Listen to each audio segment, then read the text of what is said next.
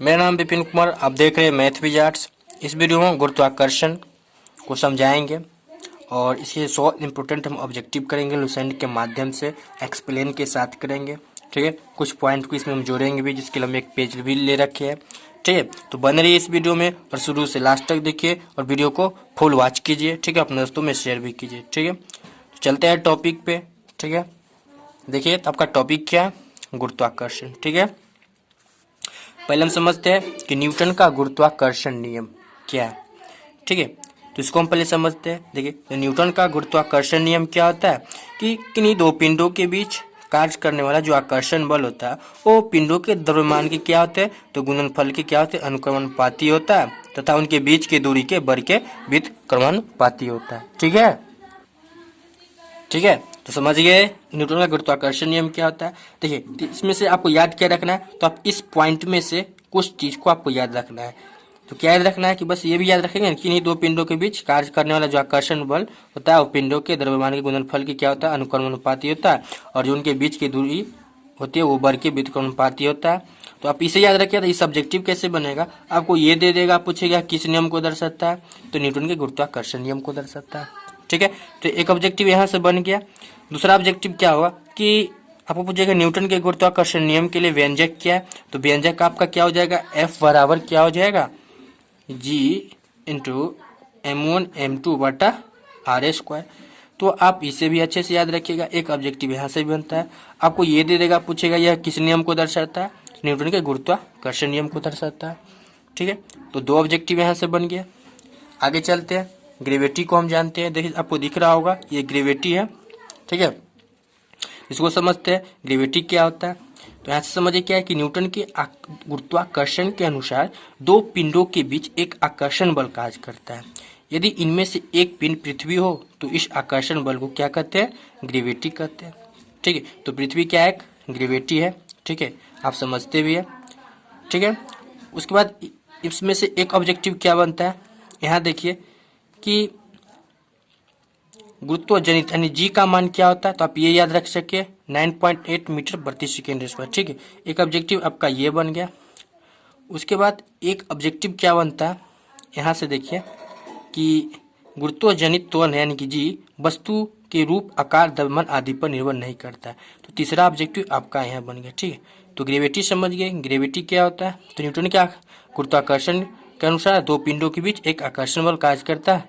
यदि इनमें से एक पिंड पृथ्वी हो तो पृथ्वी भी क्या है, एक गुरुत्व है। ठीक है, क्योंकि पृथ्वी किसी वस्तु को अपनी ओर खींचती है। ठीक है, क्योंकि इसमें गुरुत्वाकर्षण होता है।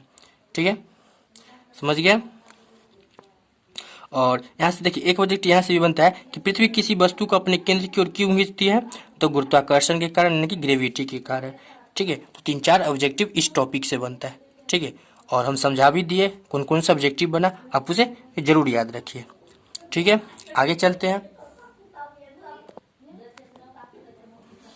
देखिए, जी के मान में परिवर्तन यानी कि जी के मान को हम समझते हैं। ठीक है, यहाँ से एक दो ऑब्जेक्टिव हमेशा पूछा जाता है एसएससी रेलवे वगैरह में। ठीक है, कोई भी कॉम्पिटिटिव एग्जाम में यहाँ से एक ऑब्जेक्टिव बनता है। ठीक है, तो पहला ऑब्जेक्टिव याद रखिए कि पृथ्वी की सतह से ऊपर या नीचे जाने पर जी का मान क्या होता है, तो घटता है। ठीक है, यानी कि पृथ्वी की सतह से जब भी ऊपर या नीचे जाते हैं क्या, तो गुरुत्वजनित त्वरण यानी कि जी का मान क्या हो जाता है, घट जाता है। दूसरा देखिए, पृथ्वी के पोल पर जी का मान महत्तम होता है। समझ गए। तीसरा देखिए, विषुवत रेखा पर जी का मान क्या होता है, तो न्यूनतम हो जाता है। ठीक है, और पृथ्वी के घूर्णन गति बढ़ने पर जी का मान कम हो जाता है। पांचवा, पृथ्वी की घूर्णन गति घटने पर जी का मान बढ़ जाता है। तो इस पांचों ऑब्जेक्टिव को आप जरूर याद रखिएगा। इसमें से एक न एक ऑब्जेक्टिव हमेशा पूछा जाता है किसी भी एग्जाम में, कॉम्पिटिटिव एग्जाम में। ठीक है, तो इस टॉपिक को भी आप समझ गया। ठीक है, तो गुरुत्वाकर्षण के हम 3 टॉपिक बताए, एक गुरुत्वाकर्षण नियम, ग्रेविटी और जी का मान। ठीक है, अब चलते हैं नेक्स्ट टॉपिक क्या है इस चैप्टर के, उसको भी हम समझते हैं। देखिए दोस्तों, क्या है, लिफ्ट में पिंड का भार। ठीक है, इसे समझिए। यानी कि जब लिफ्ट ऊपर की ओर जाती है ना, तो क्या होता है कि लिफ्ट में स्थित जो पिंड का भार होता है वो बढ़ा हुआ प्रतीत होता है, यानी कि बढ़ जाता है। ठीक है, जब भी लिफ्ट ऊपर की ओर जाती है तो लिफ्ट का जो पिंड का भार होता है क्या होता है, बढ़ा हुआ प्रतीत होता है। ठीक है, ऊपर जाने पर।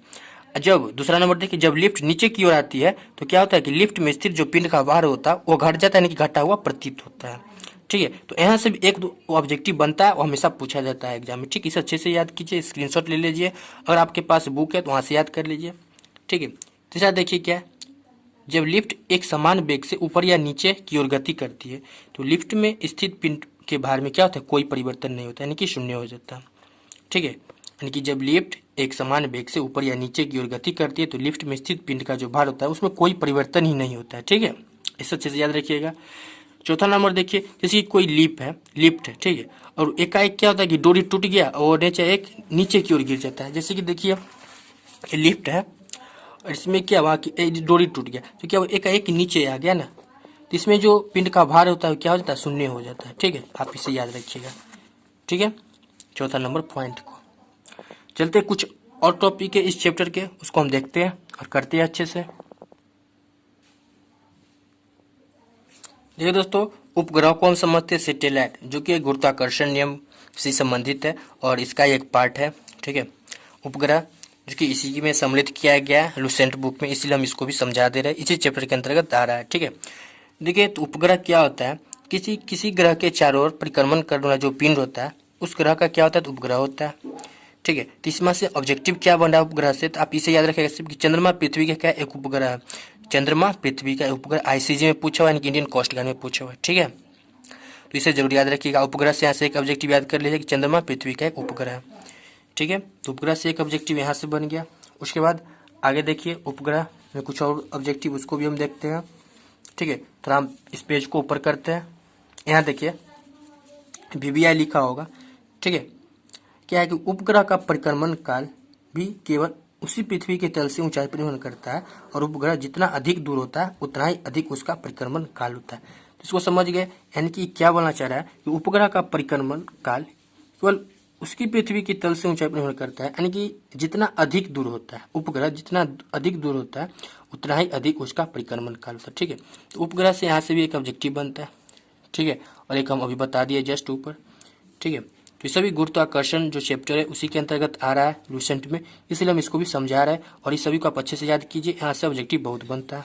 ठीक है, इसके बाद एक और टॉपिक है, उसको हम देखते हैं जो कि इम्पोर्टेंट टॉपिक है। ठीक है, ठीक है दोस्तों, प्लान बेग को समझते हैं। ठीक है, प्लान बेग क्या होता है। ठीक है, यहाँ से दो ऑब्जेक्टिव बनता है, इस दो ऑब्जेक्टिव को आप हमेशा याद रखिए। ठीक है, देखिए प्लान बेग है ना, यानी कि प्लान बेग वह न्यूनतम बेग है जिसे किसी पिंड को पृथ्वी की सतह से ऊपर की ओर हम फेंकते हैं तो क्या होता है कि वह गुरुत्वीय क्षेत्र को पार कर जाती है। ठीक है, प्लान बेग पृथ्वी पर वापस नहीं आता है, यानी कि इसको समझे। देखिए क्या बोला कि प्लान बेग वह न्यूनतम बेग है जिसे किसी पिंड को हम पृथ्वी की सतह से ऊपर की ओर फेंके जाते हैं तो गुरुत्वीय क्षेत्र को पार कर जाता है और वह पृथ्वी पर क्या तो वापस नहीं आता है। तो ये प्लान बेग है और यहाँ से एक ऑब्जेक्टिव बनता है कि पृथ्वी के लिए प्लान बेग का मान क्या होता है, तो 11.2 किलोमीटर प्रति सेकेंड होता है। ठीक है, इस ऑब्जेक्टिव को आप हमेशा याद रखिएगा। ठीक है, कि पृथ्वी के लिए प्लान बेग का मान क्या होता है, 11.2 किलोमीटर प्रति सेकेंड होता है। ठीक है, तो एक ऑब्जेक्टिव बन गया। ठीक है, उसके बाद इसमें से कुछ छांट के दे देगा, पूछेगा किसको दर्शाता है, प्लान बेग को दर्शाता है। ठीक है, तो यहाँ से एक दो ऑब्जेक्टिव बनता है हमेशा। ठीक है, तो जो भी हम इस वीडियो में बताया आप उसे अच्छे से पढ़ लीजिए और जिस तरह से बताया है उसको उस ऑब्जेक्टिव को आप अच्छे से समझिए। ठीक है, और आप लुसेंट से भी पढ़ सकते हैं और इस वीडियो के माध्यम से भी पढ़ सकते हैं। ठीक है, और यह वीडियो आपको अच्छा लगा तो अपने दोस्तों में शेयर कीजिए और वीडियो को फुल वॉच कीजिए। ठीक है, और इसी तरह के वीडियो हम लाते रहते हैं। ठीक है, मेरे चैनल पे मैथ, रीजनिंग और साइंस की वीडियो अपलोड होती रहती है, तो आप अवश्य देखिए सभी वीडियो को। ठीक है, और ट्रिक और कॉन्सेप्ट के साथ हम सभी चीज़ को बताते हैं, मैथ हो, रीजनिंग है, कुछ भी हो उसको हम दिखाते हैं। ठीक है, और नए चैनल हो तो आप लोग सपोर्ट कीजिए और चैनल को आगे बढ़ाइए, जिससे हमें भी मोटिवेट होगा और हम नए नए ट्रिक के साथ क्वेश्चन लाते रहेंगे इसी तरह साइंस, रीजनिंग और मैथ का। ठीक है, चलते हैं, बाय, जय हिंद। फिर मिलेंगे हम नेक्स्ट वीडियो में।